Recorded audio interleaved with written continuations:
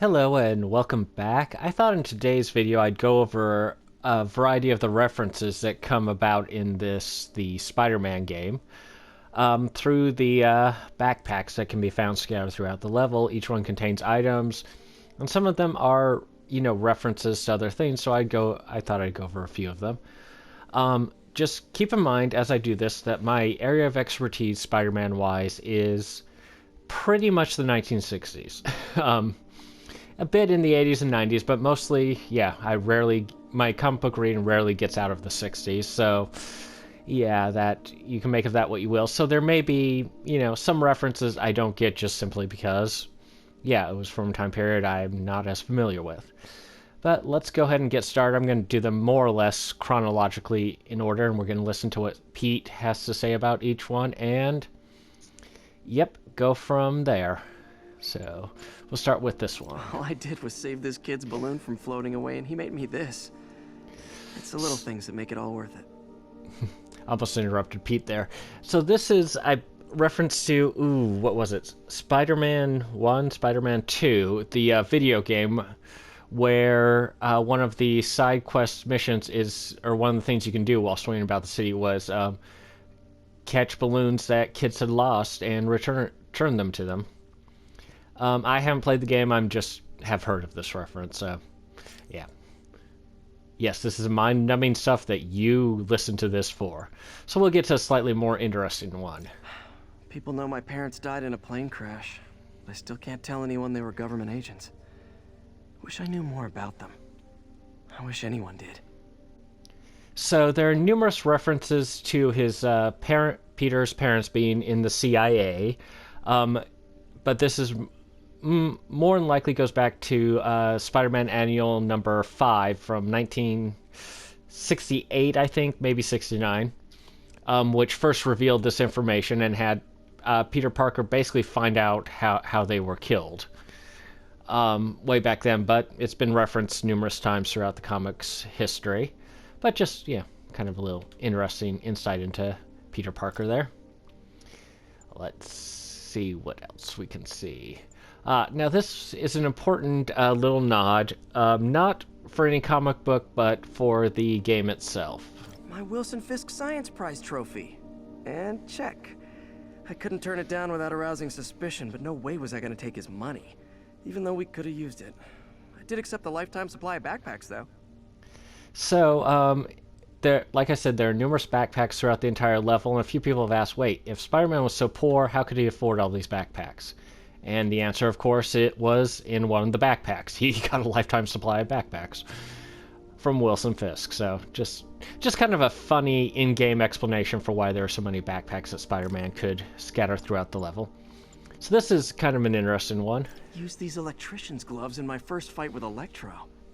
Gave me the idea to add insulation to my costume, which saved my bacon more than once. So, yep, this actually, Peter explained it almost perfectly. He grabbed some electrician's gloves and some electrician's, what are they called, booties? They go on top of normal shoes, and they insulate against electric shocks as the gloves do. And that's how he first fought Electro and with all his electric throwing around stuff. So, yep, good little nod and reference there. Let's move on. Ah, yes, this one is, once again, one that Peter pretty much explains. I thought they might help me glide short distances, but they never really worked. Looked cool, though. Yep, nod back to the original Steve Ditko design for the character, which had webbing underneath his arms. From, I think, nearly his elbow down to his ribs. That moved when he did it.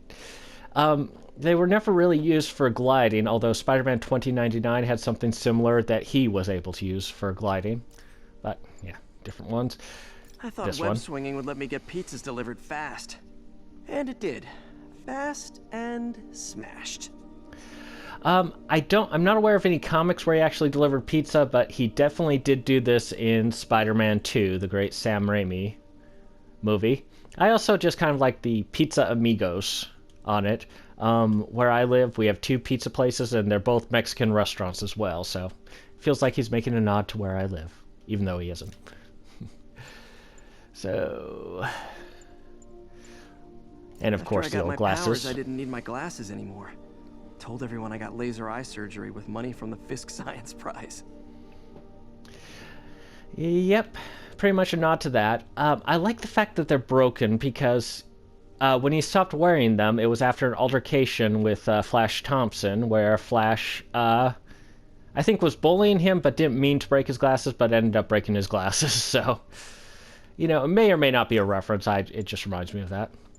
This one definitely is a reference. With this vial of the lizard's blood, I was able to mix up a cure and turn him back into Dr. Connors. Too bad it didn't last. Pretty much straight out of the comic right there from his first encounter with the lizard way back. 1960s down in Florida. One of the few early ones where he actually leaves New York City, as is the one back to the locket I mentioned earlier. This one here. The jammer I whipped up to jam Vulture's wings. Too bad he improved them after that. Yeah, that's actually closer to the comic than most people realize. So when Spider-Man first encountered Vulture, he figured out kind of the science behind Vulture's wings. And, you know, he took a risk. He basically was guessing on the science, but he took a risk, was able to create a jammer that basically spiraled Vulture out of the air. The second time they encountered, Vulture managed to find a way to correct it, and actually when Spider-Man used the jammer that time, Vulture faked falling out of the sky, and then when Spider-Man got close, used it to clobber Spider-Man. So, yeah, it's dead on to the comics. It's kind of an interesting little thing. There. All right, let's see. Shocker's suit. I'm not sure of this reference. I remember the first battle with Shocker, but I don't remember him getting a scrap of the suit or creating an installation because of it, but, you know, it's nice to have a little nod. And, of course, spider tracers. I could never give this prototype spider tracer enough range to be useful, but I did adapt the tech into my web traps, which really come in handy. Basically, back when they were being used, I don't know if they're currently still used, but it was about really small little tracer. Wasn't quite as detailed as this one is. That could be affixed to just about anything, and Spider-Man could track it. The original model, he had to use a device that he wore about his neck to trace it, but he later adapted it to a spider sense so he could use a spider sense to detect the bug. It was kind of a cool thing. You know, I wish they'd do more with it. I always thought that was a really cool invention. All right, Rhino fragment. Rhino almost killed me until I broke this chip off his horn and figured out what his costume's made of. Still wasn't easy to beat him. My back still aches just thinking about it. Yep, the original encounter with Rhino, although this wasn't their first fight. They had fought in a previous issue. Then in the next issue, Spider-Man has to tangle with a different villain, and then the issue after that, Rhino escapes, and they have their final confrontation. But this happened... Ooh, I'm trying to think. It seems like it was in their second confrontation that Spider-Man actually grabbed Rhino's horn and slammed it right into the ground. It's a pretty cool fight that you should probably check out if you want to read the old school fight stuff. But now this one may or may not be a reference, but I'll let you decide when I explain what I think it is. MJ wrote this article in the school paper about student protests. She was a heck of a journalist even then. So what I think this may be a reference to is Spider-Man number 68. The Amazing Spider-Man, I should say. I'm not giving chapter and verse in all of these because I don't always remember them, but it was a story about protesters. It was written in the 1960s, student protesters on campus. And, yeah, so I think this is, might be a reference to that. It's the first thing I think of anyway, so may or may not be a reference. I'll let you decide. Right. Yes. This is a big one. Aw, the good luck card from when I left the Daily Bugle to go into research. Some really great people there. And Jameson. So what makes this one a reference is that of the 5 names on there, I recognize 4 of them offhand. I don't know who Gloria Grant may be. I may have missed that one. But the top one, Joe Robertson, or Robbie Robertson, was longtime editor of Daily Bugle. Eddie Brock, of course, eventually became Venom. J. Jonah Jameson goes without saying. And Betty Brant was Spider-Man's first real girlfriend in the comics, but eventually they went their separate ways.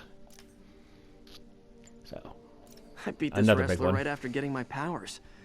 Never had that much money before in my life. Or since, come to think of it. What I find most interesting about it is that they actually went back to the original amount, $100. In later versions of this same story, it jumped up to like $3,000, I think, in the original Spider-Man movie to... I can't remember what it was in any of the other comics. So I think that's interesting, but it's also... It's right after that fight that we get the famous great power comes great responsibility quote from Spider-Man, which he basically let a guy who's robbing this person, because he didn't get the, in the Spider-Man movie, the guy had cheated him out of the full amount, and he was quite upset about it, so he just let the person robbing him just run by, and it's like, why is that my problem? And then the guy goes out and kills Uncle Ben. In the original comic, it happened much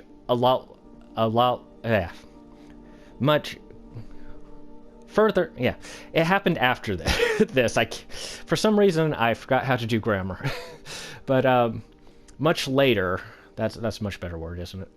Then this original wrestling match is when Spider-Man let the person go in the original comic, when he started to become kind of a sensation as, the Spider-Man in these occasions, and he let him go because it's like, hey, it's not my problem.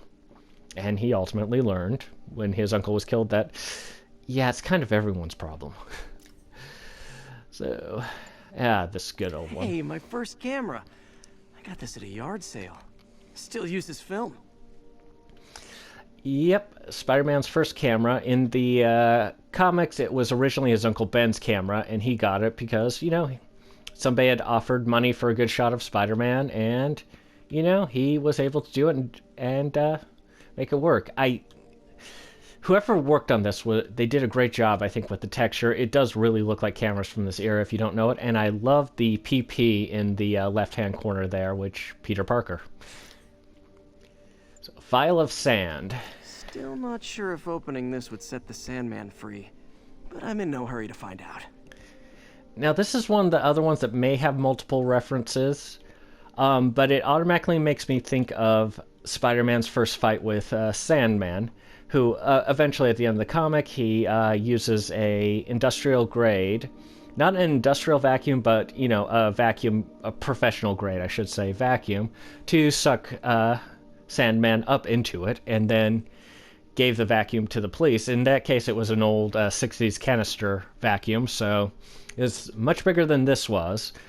The only thing I would question about this game-wise is, why was Peter Parker allowed to keep this? Why did he turn this over to somebody? And why did he leave it in a backpack, admittedly where most people couldn't find it, but still had the possibility of being found? That's just me, though. So, comic book. Wish I knew who made this comic about me. Kid's got a future.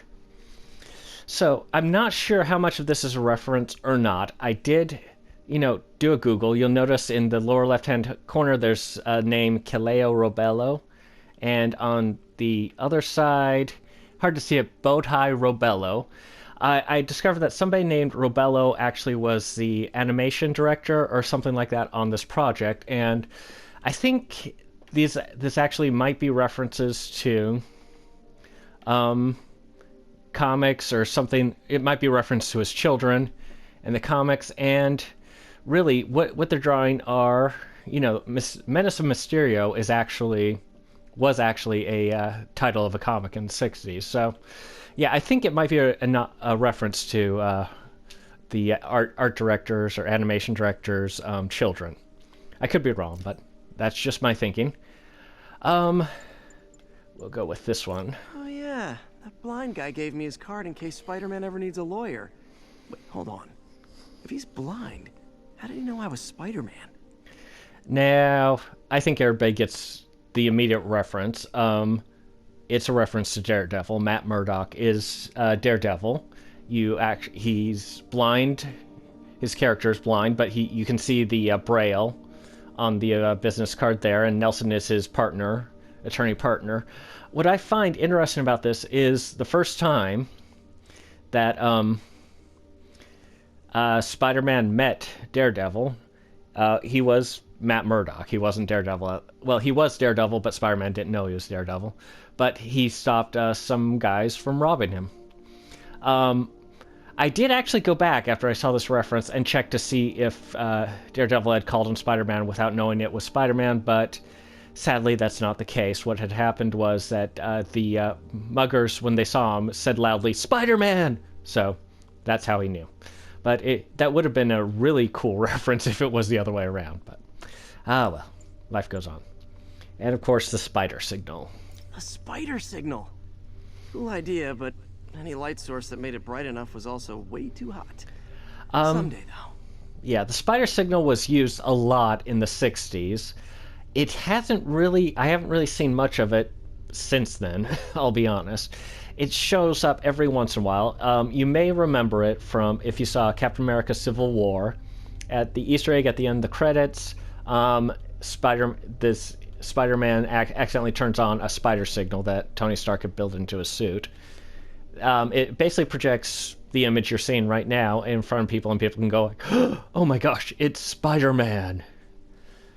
I always thought it was kind of a cool, interesting idea, and he used it in like the early comics to, not just startle people, but he actually used it at one point to signal police officers that, hey, something's going on over here. You should, get over here and arrest some people.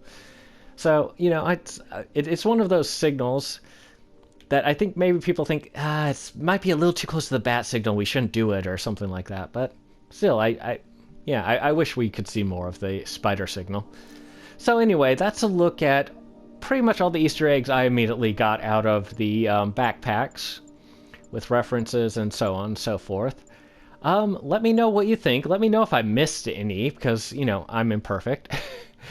And like and subscribe, and I will see you in the next video. Bye.